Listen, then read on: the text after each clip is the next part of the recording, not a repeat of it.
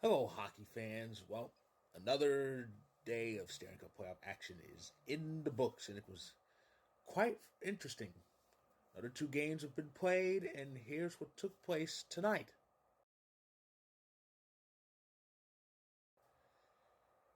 Oh boy, seriously? This is the team Toronto lost to. Yeah, this team somehow beat the Leafs. A team that had 8 shots on goal after 40 minutes of play and finished with 16. This is the team that beat the Leafs out. You know, all Florida and to some extent Boston, all they're doing is making the Leafs look terrible. I mean, this Boston team is hideous. They've had quite a few playoff games where they don't get any shots on net.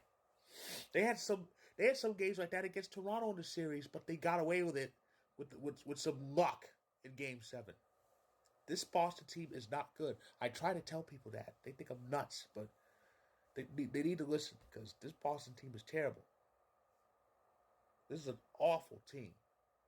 Florida's not that good either, but they're better than Boston. I mean, it is just terrible how the Bruins are playing. They can't muster 2 shots together in a 10-minute span. They're hideous. And I watched this game, I'm going, seriously, Toronto lost to these guys. How? How? I don't understand it. But in any event, Florida's 2-1 series lead. Easy pickings. The power play looked like inhuman. 4 power play goals. 4 of them. That's just monstrous. Speed of monstrous. Ooh. So, the dynamic duo. It's dynamic again. Of course, they always were. 4 points each from McDavid and Draisaitl. Game goes overtime, and it's Bouchard who wins it. But the assists, Draisaitl, McDavid. They're doing it again, folks.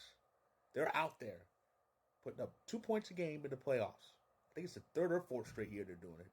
I know they did it that when they had their longest run with that duo to the conference final, just getting points, points, points, points, assists, goals, you name it. Well, McDavid has about 15 assists out of 17 points he has, but it's crazy. He only has 2 goals. One of them tied this game with the third period. And it was a breakaway in a way. But they're doing it again. It's monstrous how they're just getting points left and right.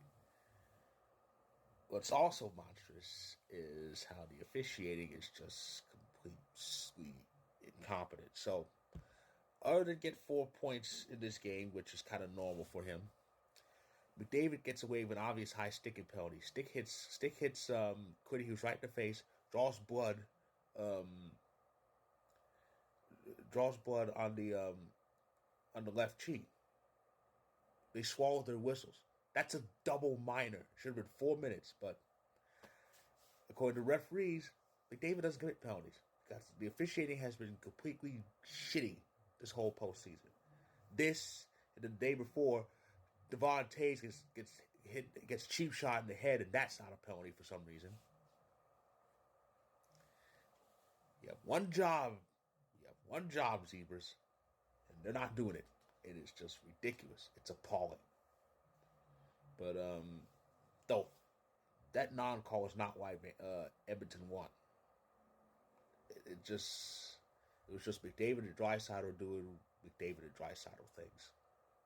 So that's tonight's action. It was pretty interesting, and it's going to get even more interesting tomorrow.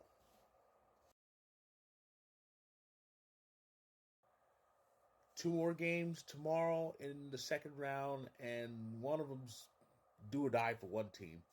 Tomorrow, the action starts out with Game 4 in the Metro between the Rangers and the Hurricanes, and the Rangers have a chance to complete another sweep.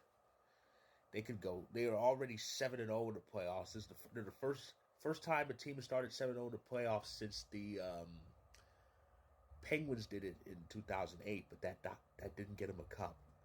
Of course, as we know, the Rangers had the same start in the '94 playoffs. We all know what happened there.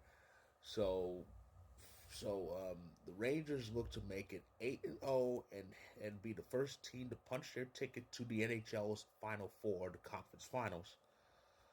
If they complete the sweep against the Hurricanes, and then after that, it's Game 3 in the Central, Stars and Avalanche. That series is 1-1, but it's by the skin of their teeth. We all know what happened in Game 2. Dallas nearly blew another one. So the series and that series shifts to Mile High, Denver, Colorado, Ball Arena. It's gonna be rocking. I just know it. So that is my recap of tonight's action. If you like this video, click the like button. If you're on YouTube, click subscribe if you want more. If you're on TikTok, feel free to hit that follow button. And I'll be back tomorrow with a recap of tomorrow's action, which might come with some congratulations to the Rangers and a post-mortem for the Hurricanes, and maybe with the good news that the Avs regained that series lead. Who knows? So stay tuned.